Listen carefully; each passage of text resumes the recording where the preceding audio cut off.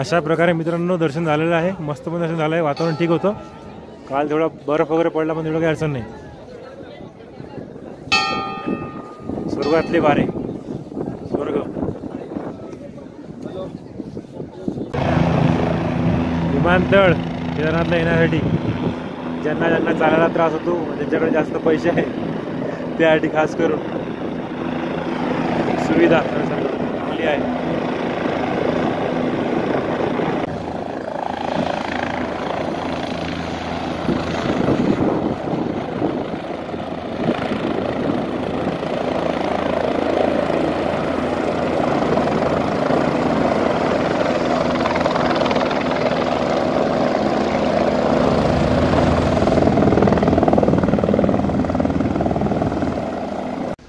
अशा प्रकारे गुप्तकाशीला सकाळ झालेली आहे. रात्री आपण इथे मस्त मुक्काम केला. छान अशी खोली. याचं भाडं होतं 3000 रुपये. 500 रुपये डिस्काउंट दिले म्हणा यांनी, कारण त्यामध्ये जेवण वगैरे मिळून 3000 झाले. आणि इथून असा छान असा व्ह्यू होता, एकदम छान असा. आता उन्हामुळे दिसत नाही, एकदम छान बाजूला धबधबा वगैरे.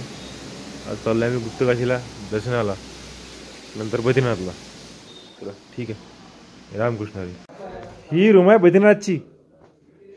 अक्षरशः चांगलं आहे, वातावरण ठीकठाक आहे, सही आहे पूर्ण. आणि आपण थंडी बकाम आहे, स्वेटर घालायला लागते आता, नाही तर पाहा लागेल काय. आता हे आमची शिवाभाऊ काय घालायला लागली, मस्त असं आहे. मग मंडळी बद्रीनाथ आपण आलोय माना गावाला. हिंदू स्थानातलं पहिलं गाव. फक्त पर्यटक आहे, कारण थंडी खूप आहे. थोडं समजून घ्या. सरस्वती मंदिर आहे, सरस्वती मंदिरामुळे सांगितलं आहे. आणि इकडे दाखवू, इकडे दाखवू, माझ्याकडे दाखवू. इथून पांडवांनी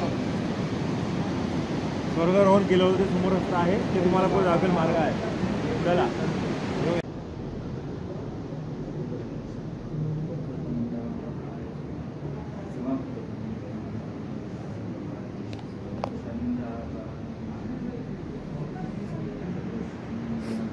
संत तुकाराम महाराज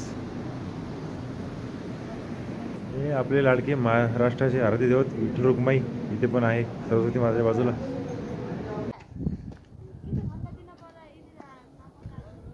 लाडकी बहीण योजनेचा विचार करण्यात आला. 4-5 दिवसाचा प्रवासी आपला जे साथ दिली आहे ना आमची, वर खाली येणार जाणार. चिवत्या ड्रायव्हरचा बकचोद ड्रायव्हर आहे. होता तसा जय चालते.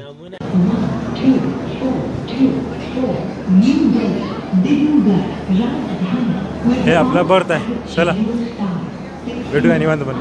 मित्रांनो गाड्या सुद्धा संपल्या आता. बॅक टू काम. नागपूर दिग्रस गाडी आहे.